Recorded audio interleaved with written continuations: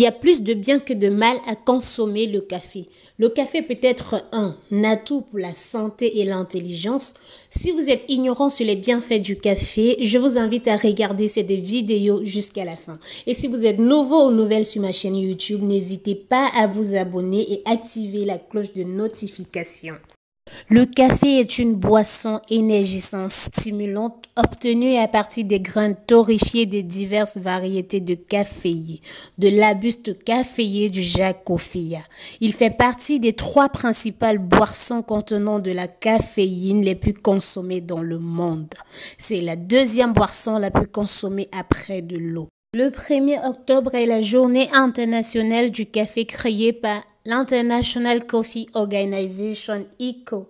La plante est cultivée sur 11 milliards d'hectares dans près de 70 pays se trouvant au niveau de l'équateur. Et ces 5 pays sont à l'origine de plus de 2 tiers de la production mondiale du café. Ce sont par ordre décroissant des quantités produites le Brésil, le Vietnam, l'Indonésie, la Colombie et l'Éthiopie.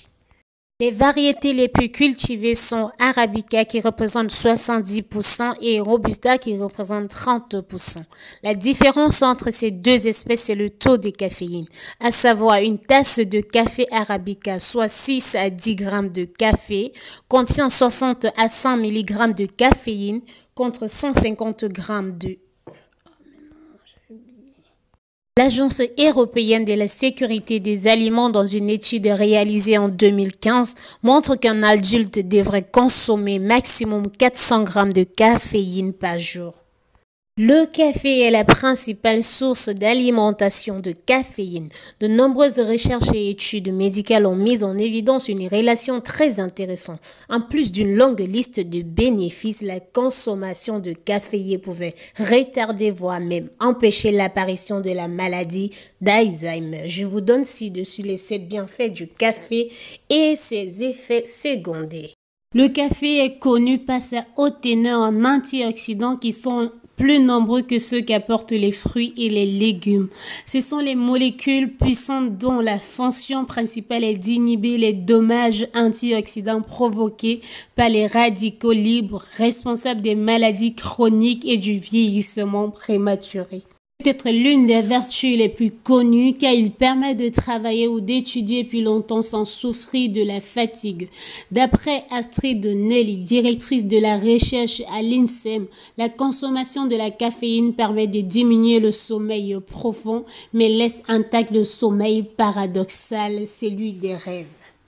De par son effet sur le système nerveux central, la caféine améliore les capacités intellectuelles en augmentant la concentration et la durée de vigilance. Des chercheurs de l'université de Johns Hopkins à Baltimore ont publié une étude dans la revue Nature Neuroscience montrant que les élèves qui révisent en prenant du café mémorisent mieux et plus longtemps leurs cours. Une étude réalisée par la Société chimique américaine, la consommation régulière de café ordinaire ou de café décaféiné jusqu'à 4 tasses par jour diminue entre 23% et 50% le risque de souffrir de cette pathologie qui est le diabète de type 2. Le café a des effets bénéfiques sur le côlon et sur le foie. Ainsi, la consommation de 2 à 3 tasses de café par jour diminue le risque de 40% d'une cirrhose de foie et d'un cancer de côlon. L'Institut national de la santé des États-Unis a démontré à travers une étude que les personnes qui consomment du café de manière modérée réduisent de 10% le risque de souffrir de dépression ou d'avoir les émotions négatives. L'antioxydant qu'il contient et ses nutriments essentiels diminuent le risque d'avoir des maladies dégénératives comme l'Alzheimer ou la démence. De plus, la caféine améliore la perception visuelle et a un effet bénéfique sur les céphalies.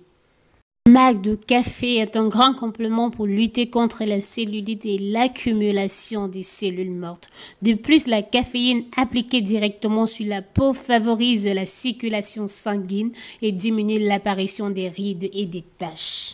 On peut également citer ses bien-être comme la motilité des spermatozoïdes, les pertes de poids, stimulent la digestion.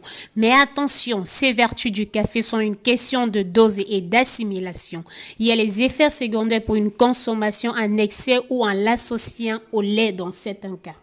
Le café influence le sommeil à cause de sa forte teneur en caféine. Il peut augmenter les risques d'accidents cardiovasculaires en cas de surconsommation, et ce surtout si la personne qui boit du café est fumeuse, en surpoids, souffre de cholestérol ou d'hypertension. Autant de facteurs de risque. Faites attention, cette boisson peut poser des problèmes si vous souffrez d'arythmie ou d'autres problèmes cardiaques. J'espère que vous avez aimé cette vidéo. Je vous retrouve à la prochaine fois.